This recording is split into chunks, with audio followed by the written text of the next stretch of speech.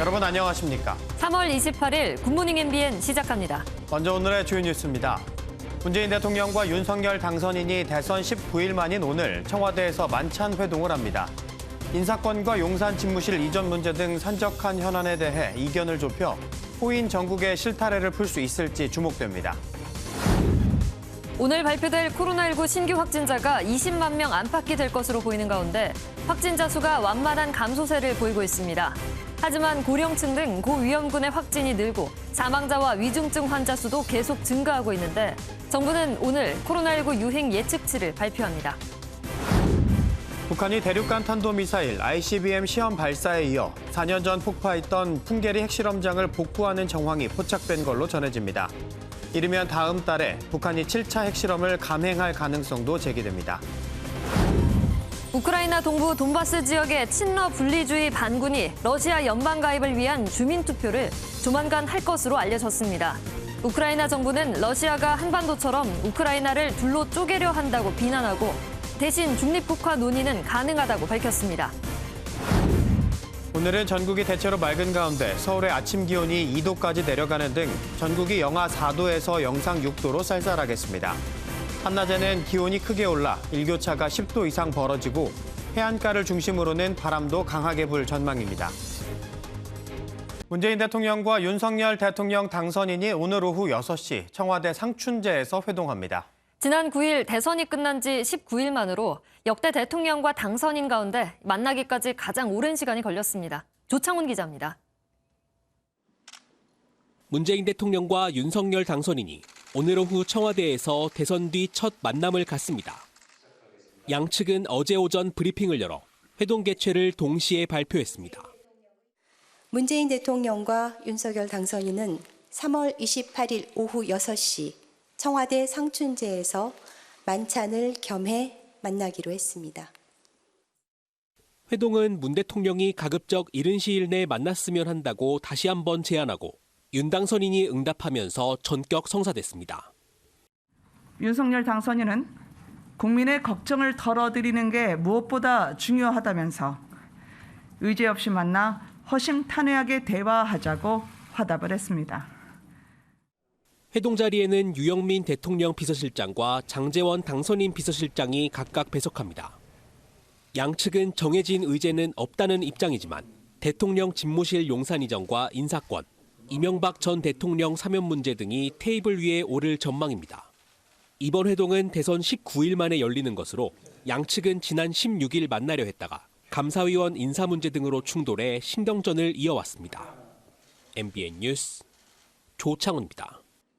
회동은 성사됐지만 신구 권력이 풀어야 할 문제는 산적해 있습니다. 특히 인수위는 현 정부에 50조 원 추경안을 제출해달라고 요구했는데 정부는 문재인 대통령 임기 내에 불가 입장을 고수하고 있습니다. 주진희 기자입니다. 대통령직 인수위원회가 소상공인 코로나 피해 보상을 위한 50조 추경 예산안의 신속한 처리를 요구했습니다.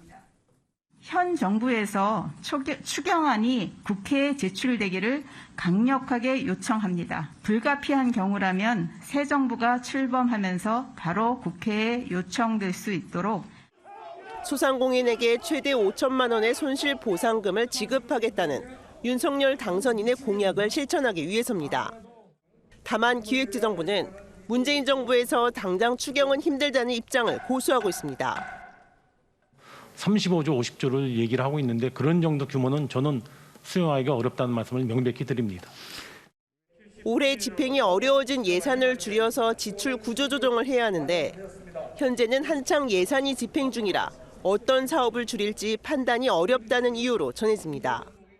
청와대 관계자는 재정당국과 국회의 논의를 지켜보겠다고 밝혀 오늘 회동이 변수가 될 전망입니다.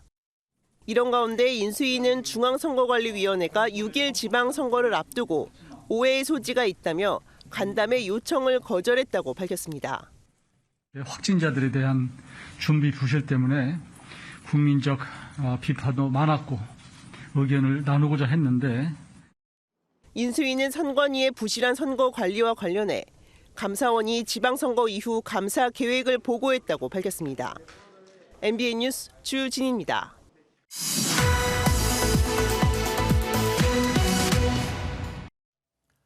네, 오늘 문재인 대통령과 윤석열 당선인의 회동이 진행됩니다. 허심탄회하게 정해진 의제 없이 이야기하겠다는 건데 어떤 이야기 나누게 될까요? 정치부 노태현 기자와 알아보겠습니다. 안녕하세요. 네, 이번에 대통령과 당선인 회동 없이 인수인계 작업이 이뤄지는 거 아니냐 이런 이야기까지 나왔었는데 휴일 동안에 또 전격적으로 회동이 성사가 됐어요. 네, 맞습니다. 사실 문 대통령과 윤석열 당선인은 이번에 회동이 성사되기까지 굉장히 많은 충돌이 있었죠. 그렇다 보니 이명박 전 대통령 사면 논란부터 한국은행 총재와 감사위원 선임을 놓고 갈등을 빚었었습니다. 협상이 지지부진하자 문 대통령이 한국은행 총재에 이창용 IMF 아시아태평양 담당 국장을 지명했고 이에 윤 당선인은 매도인이 집 고치는 건 잘 안 하지 않느냐며 불쾌감을 표출하기도 했습니다. 곧 들어가 살아야 되는데 아무리 법률적인 권한이 소유권이 매도인에게 있더라도 본인이 사는데 필요한 거나 또는 어떤 관리하는데 필요한 조치는 하지만 이제 뭐 집을 이렇게 좀 고치거나 이런 건 잘 안 하지 않습니까? 네, 그러다 지난주 감사원이 정권 이양기에 감사위원 임명 재청권 행사는 부적절하다며 현 정부에 반기를 들면서 상황이 좀 바뀌게 됐습니다. 감사원장이 새 감사위원 임명 제청을 거부해 청와대도 임명을 강행할 수 없게 됐는데 갈등 요소가 정리된 셈이었던 거죠. 네, 이 감사위원 갈등 해소가 회동에 결정적이었다 이런 분석들이 많더라고요. 그러면은 누가 먼저 연락을 했나요? 네, 취재해보니 이철희 청와대 정무수석은 감사원이 반기를 들었던 지난 25일 휴가를 냈었는데 네. 이 수석이 그날 오후부터 장제원 당선인 비서실장에게 만남을 제안하고 협의해온 걸로 확인됐습니다. 당선인은 청와대 이철희 정무수석의 그 제안에 대해서 보고받자마자 흔쾌히 이 사안에 대한 지속적인 속도감 있는 진행을 주문을 했습니다. 네, 최근 북한의 ICBM 발사로 안보 상황이 엄중한 데다가 대립 장기화로 국민적 피로도가 높아진 점도 급히 회동을 잡은 배경으로 보입니다. 문 대통령과 윤 당선인 회동은 대선 이후 19일 만인데 2007년 노무현 대통령과 이명박 당선인, 2012년 이명박 대통령과 박근혜 당선인의 9.1 기록을 갈아치우게 됐습니다. 네. 그런데 이 회동 참석자를 보면요. 이철희 정무수석이 아니라 유영민 대통령 비서실장이 참석한다고 해요. 협상을 유 실장이 주도했다 이런 이야기도 나오는데 맞나요? 네, 이철희 장제원 소통창구가 계속 충돌하면서 일각에서는 유영민 대통령 비서실장으로 바뀌어 돌파구를 찾았다는 보도까지 나왔는데 청와대는 부인했습니다.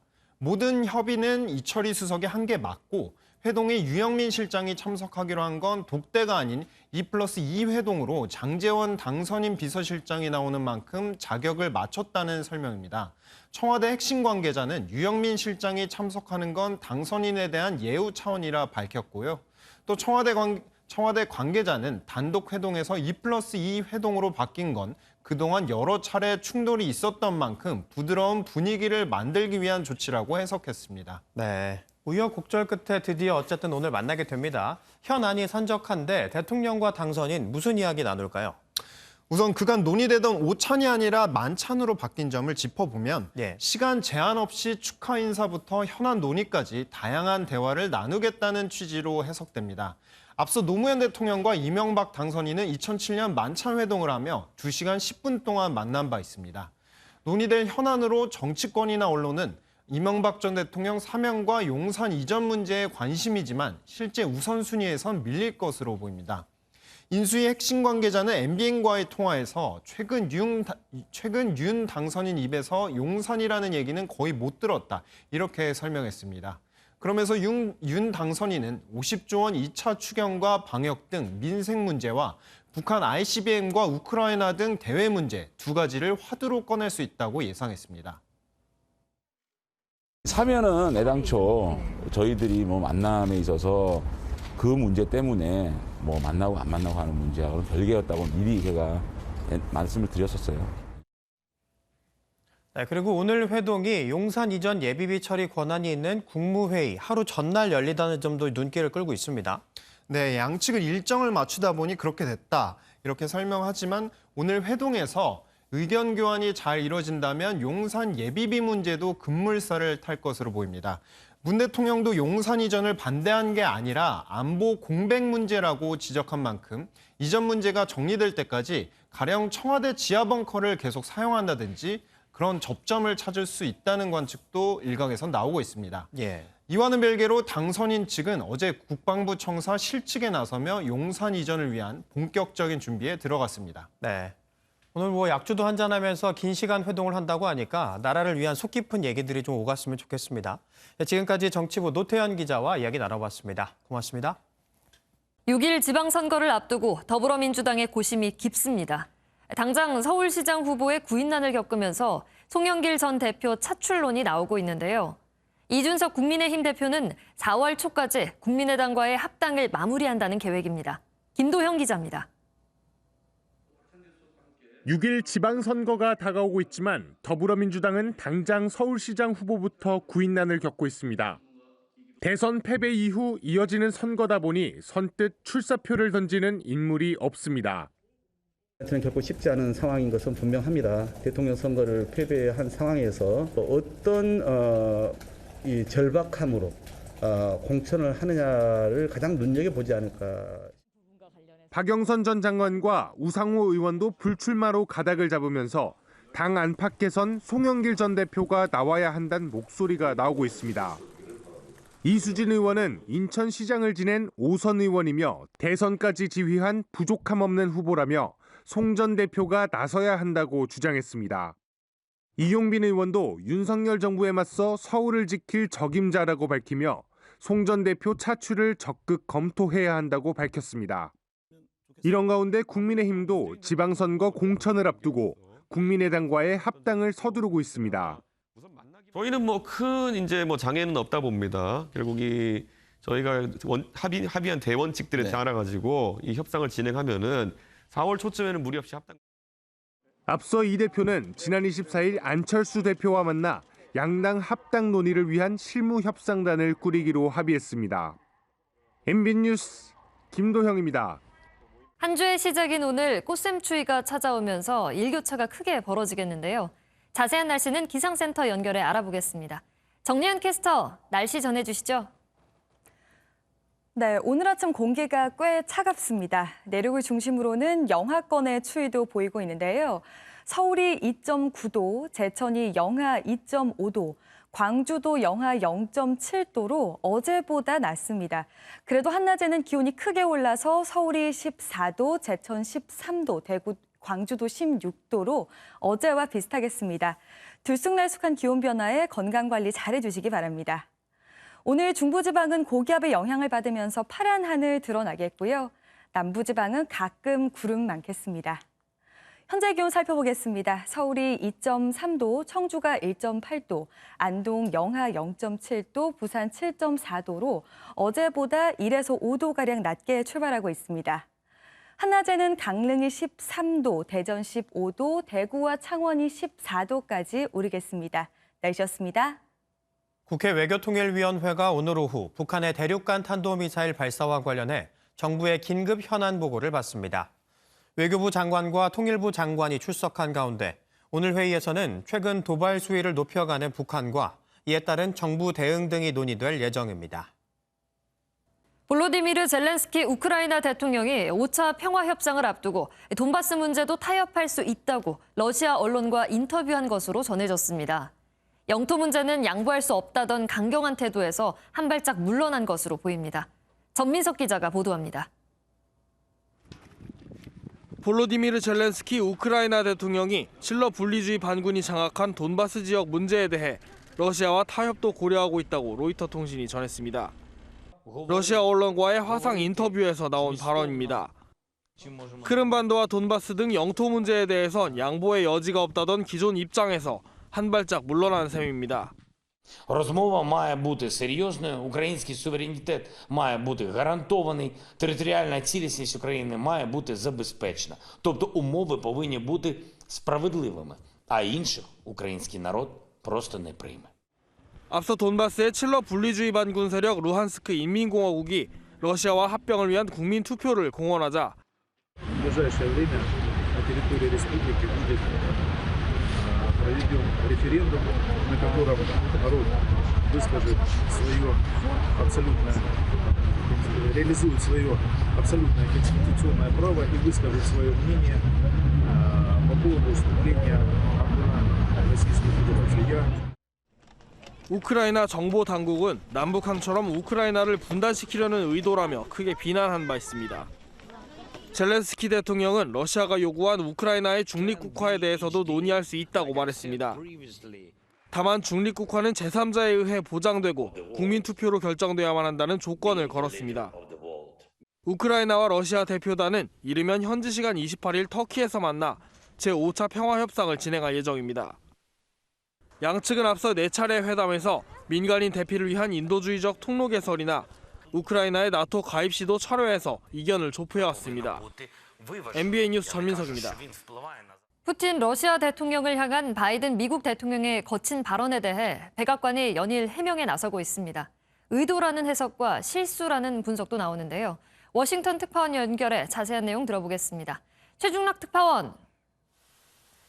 우선 네, 워싱턴입니다. 네, 바이든 대통령이 폴란드에서 한 발언이 논란이 되고 있습니다. 먼저 어떤 내용이죠? 바이든 대통령이 사용한 9개 단어가 전 세계에 큰 파장을 낳고 있습니다. 유럽 순방 마지막 일정인 폴란드 방문에서 푸틴 대통령을 향한 발언인데 직접 들어보시겠습니다.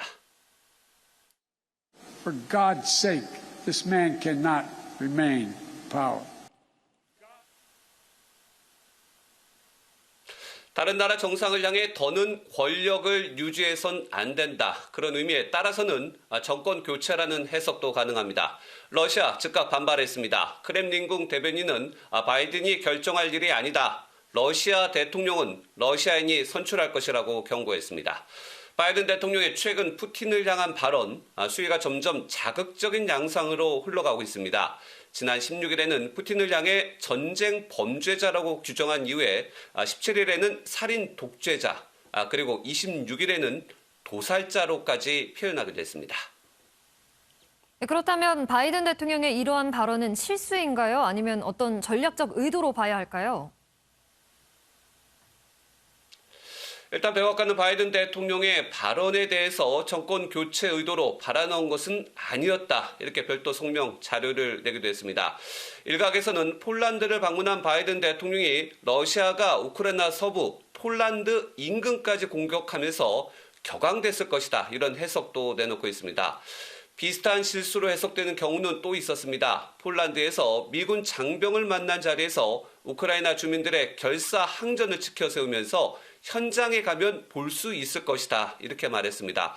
그동안 우크라이나 가지 않겠다 단언했었는데요. 하지만 백악관은 이에 대해서 우크라이나 투입은 없다. 이렇게 다시 한번 설명을 했습니다. 하지만 푸틴에 대한 거친 발언이 나토 동맹국들의 단일 대오를 유지하기 위한 의도적이고 전략적인 발언이라는 분석도 나옵니다. 푸틴을 비판하면서 유럽이 하나로 뭉쳐야 한다는 메시지를 강조하고 있다는 해석입니다. 다양한 해석 속에 워싱턴 포스트는 대통령의 단어는 사람을 전쟁터에 보낼 수 있을 정도로 무겁다. 이렇게 과거 바이든 대통령의 후보 시절 발언을 소개하기도 했는데 바이든 대통령의 실천을 꼬집기도 한 것으로 보입니다. 지금까지 워싱턴에서 전해드렸습니다. 코로나19 신규 확진자가 완만한 감소세를 보이고 있지만 위중증 환자와 사망자는 아직 방심할 수 없는 상황입니다. 오늘은 20만 명 정도로 전날보다 급감할 것으로 보이는데요. 정부는 오늘 스텔스 오미크론의 우세종 변환 여부 등을 포함해 코로나19 유행 예측치를 발표합니다. 김종민 기자가 보도합니다. 어젯밤 9시까지 코로나19 신규 확진자는 모두 18만 3,895명으로 집계됐습니다.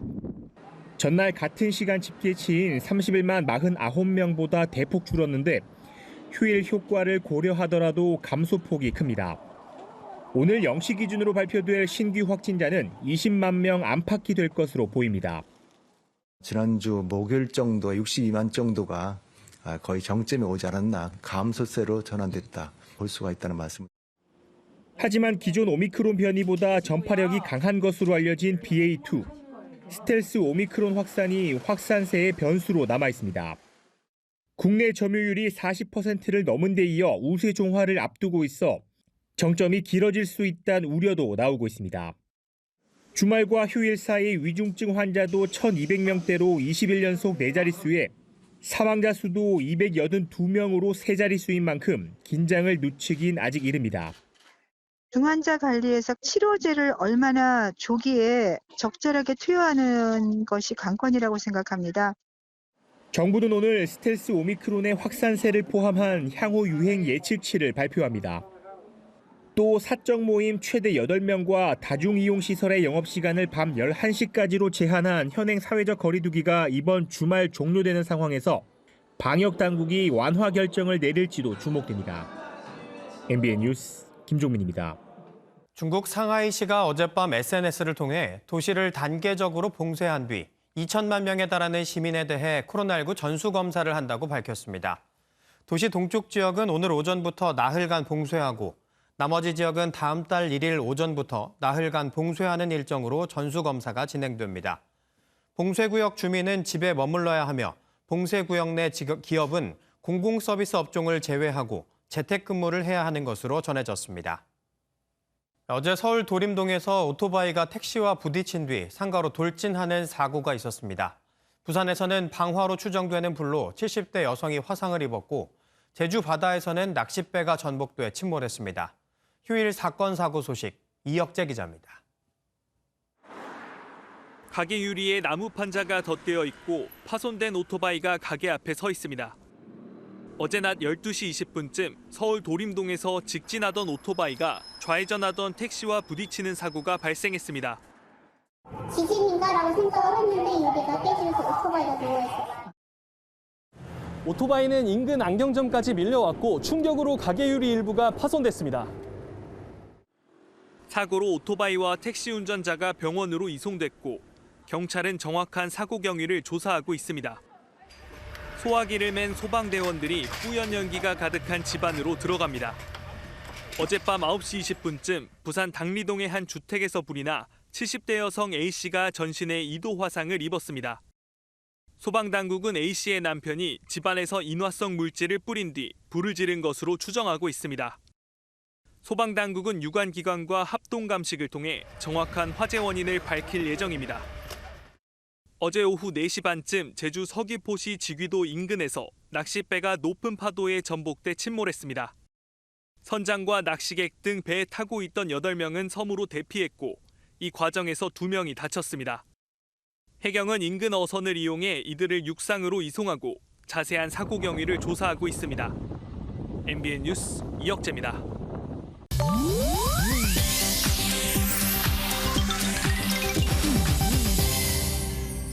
인터넷에선 어떤 소식들이 화제일까요? 인터넷 와글와글입니다. 자동차가 쌩쌩 달리는 고속도로 위에서 차 문을 열고 엉덩이 춤을 추는 한 남자가 있습니다. 2020년 5월 호남 고속도로 순천 방향을 달리던 운전자가 앞 차량을 촬영해 제보한 영상인데요. 지난주 이 영상이 한 인터넷 플랫폼에 공개되면서 누리꾼들의 공분을 사고 있습니다. 이 영상을 본 전문가에 따르면 차량 운전자는 동승자 안전벨트 미착용 혹은 추락방지 의무조항 위반으로 처벌받을 수 있다고 하는데요. 도로교통법에는 모든 차의 운전자는 운전 중 타고 있는 사람이 떨어지지 않도록 문을 정확히 여닫는 등 필요한 조치를 해야 한다고 명시하고 있습니다. 행여 손을 놓쳐 차 밖으로 떨어지기라도 했다면 대형 사고로 이어질 수 있는 위험천만한 상황이었는데요. 도로 위에 모두를 위해 무엇보다 안전을 생각하며 운전해야 한다는 거 잊지 말아야겠습니다. 매일 아침 자신의 차에 침을 뱉고 가는 사람이 있다면 어떻게 하시겠나요? 여기 이 남성은 물세례로 시원한 복수를 펼쳤습니다. 벨기에 림비르흐의 한 마을에서 일어난 일인데요. 자전거를 탄 중년의 남성이 주차된 차를 향해 침을 뱉곤 자리를 휙 지나갑니다.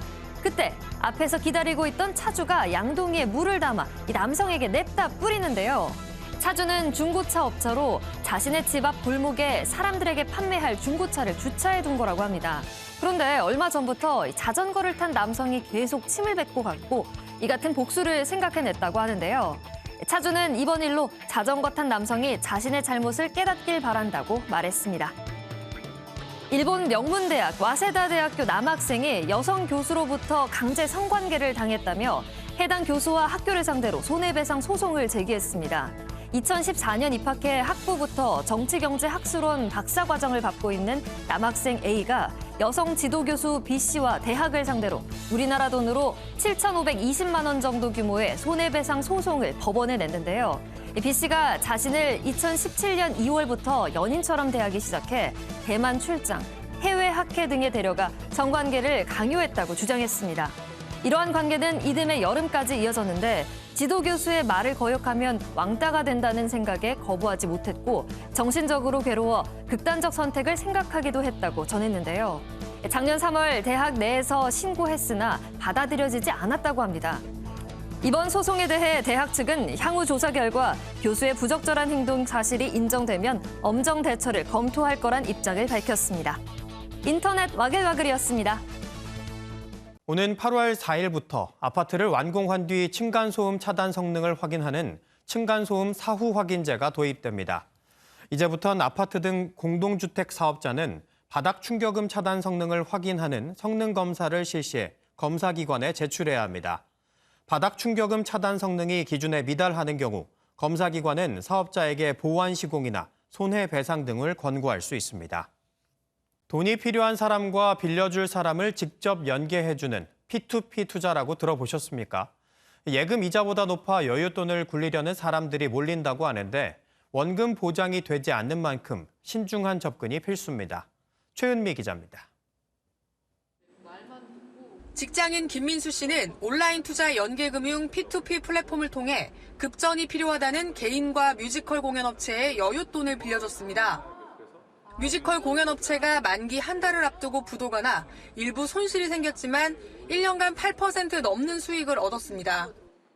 덜 위험하면서 은행보다는 큰 수익을 가져갈 수 있다는 점에서 저는 매력적이라고 생각을 했었어요. 다만 투자 손실이 발생할 수 있다는 점은 저도 미처 생각하지 못했던 부분이라. 지난해 정부가 인가한 P2P 투자는 플랫폼이 수수료를 받고 개인 간 대출을 주선해주는 방식입니다. 투자 한도는 인당 3천만 원으로 제한되지만 저금리 상황 속에서 비교적 높은 이자를 얻을 수 있어 여윳자금을 굴리려는 소액 투자자들이 몰리고 있습니다. 특히 연 8% 안팎의 이자가 제공되는 아파트 담보대출은 돈을 빌려주겠다는 사람이 몰려 완판되는 경우가 흔합니다.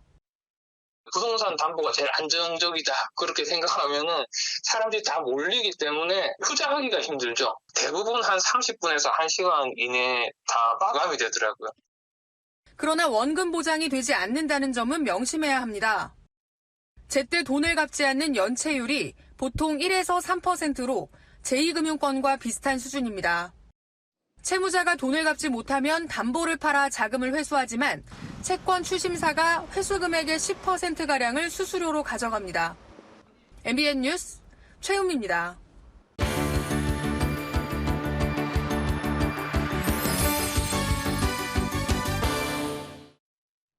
굿모닝 월드입니다. 여기 4,000년 전의 색채를 그대로 간직하고 있다가 발견된 곳이 있습니다. 고대 이집트의 역사가 풍부한 이곳으로 가보시죠. 피라미드가 보이는 이곳은 이집트 기자의 사막.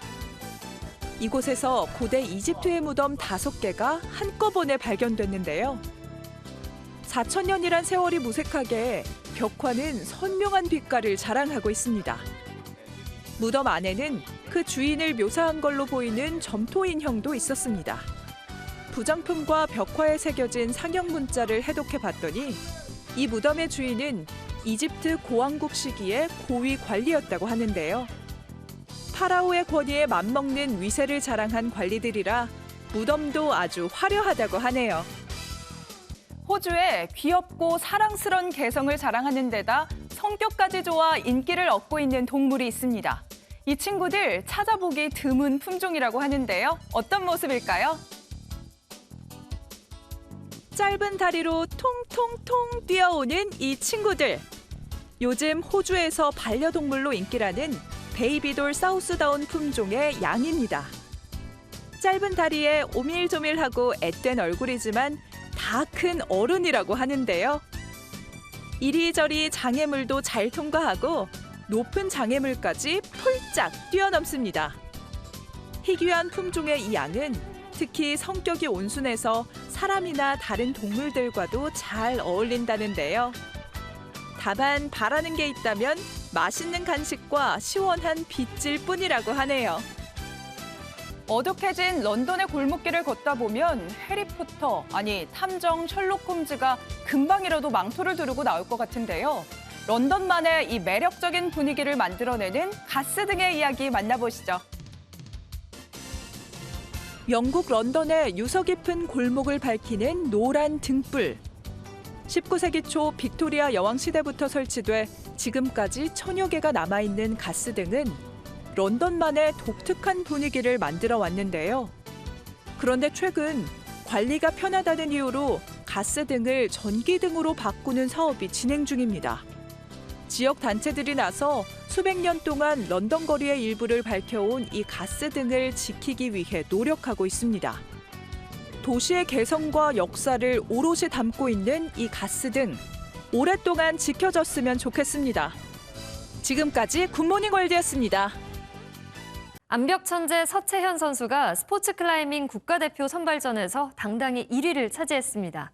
서채현 선수는 아시안게임 2연패에 도전하는 천종원 선수와 함께 오는 9월 항저우 아시안게임 금메달에 도전합니다. 최영규 기자입니다. 아슬아슬해 보이는 암벽을 날렵한 몸놀림으로 거침없이 오르는 암벽 천재 서채현. 제한 시간이 무려 2분이나 남았는데도 가뿐히 정상을 찍은 서채현은 두 손을 흔들며 밝은 표정으로 내려왔습니다. 이번 대회 종합 1위로 국가대표에 선발된 서채현은 오는 9월 항저우 아시안게임에서 정상을 노립니다. 아시안게임 때는 금메달 따는 게 목표입니다. 항저우도 지금처럼 이렇게 깔끔한 우승을 할 수 있도록. 4년 전 자카르타 팔렘방 아시안게임 금메달리스트인 천종원도 남자부 1위를 차지하며 항저우행 티켓을 거머쥐었습니다. 천종원은 지난 도쿄올림픽에서의 아쉬움을 이번 아시안게임 2연패로 씻겠다는 각오입니다. 아시안게임 그리고 또 다른 월드컵 시리즈들을 참여하면서 한국 클라이밍이 세계에서도 통한다는 것을 보여드리겠습니다. 출산 후 첫 대회에 나선 암벽여제 김자인도 종합 8위에 올라 건재함을 과시하며 2년 뒤 파리올림픽에 대한 꿈을 키웠습니다. 이번에 선발된 암벽 태극전사들은 오는 5월 서울에서 열리는 월드컵 대회에 출전해 아시안게임 정상 정복을 위한 사전 점검을 벌입니다. MBN 뉴스 최영규입니다. 오늘 아침 공기가 꽤 차갑습니다. 내륙을 중심으로는 영하권의 추위도 보이고 있는데요. 서울이 2.9도, 제천이 영하 2.5도, 광주도 영하 0.7도를 보이고 있습니다. 그래도 한낮에는 기온이 크게 오릅니다. 서울이 14도, 제천 13도, 광주도 16도까지 오르겠는데요. 그래도 들쑥날쑥한 기온 변화에는 건강관리 잘해주시기 바랍니다. 낮에는 계속해서 포근하겠습니다. 내일 서울의 한낮 기온 16도, 수요일과 목요일에도 15도 안팎으로 포근하겠습니다. 오늘 중부지방 파란 하늘 드러나겠고요. 남부지방은 가끔 구름만 많겠습니다. 전국의 공기질도 보통에서 좋음 단계 보이겠습니다. 현재 기온 살펴보겠습니다. 서울이 1.6도, 울진이 2.3도, 안동이 0.2도로 어제보다 약간 낮게 출발하고 있습니다. 한낮에는 서울이 14도, 울진 11도, 창원과 부산이 14도까지 오르겠습니다. 수요일과 목요일에는 전국에 비 소식 들어 있습니다. 날씨는 한껏 따뜻해졌지만 환절기에는 건강 잃기 참 쉽습니다. 감기는 물론이고요. 비염에 천식까지 그 어느 때보다 건강관리에 유의해야 하는 시기인 만큼 환절기 건강 책임질 수 있는 3가지 생활 습관을 가져왔습니다. 먼저 물입니다. 호흡기가 건조하지 않도록 물 자주 마시기. 두 번째로는 우리 몸의 회복을 돕는다는 가벼운 운동. 마지막으로는 일교차가 심한 만큼 옷차림에 더욱 신경 써줄 수 있는 가벼운 겉옷입니다. 따스한 봄날 만끽하실 수 있도록 건강하게 한 주 시작하시길 바랍니다. 날씨와 생활정보였습니다.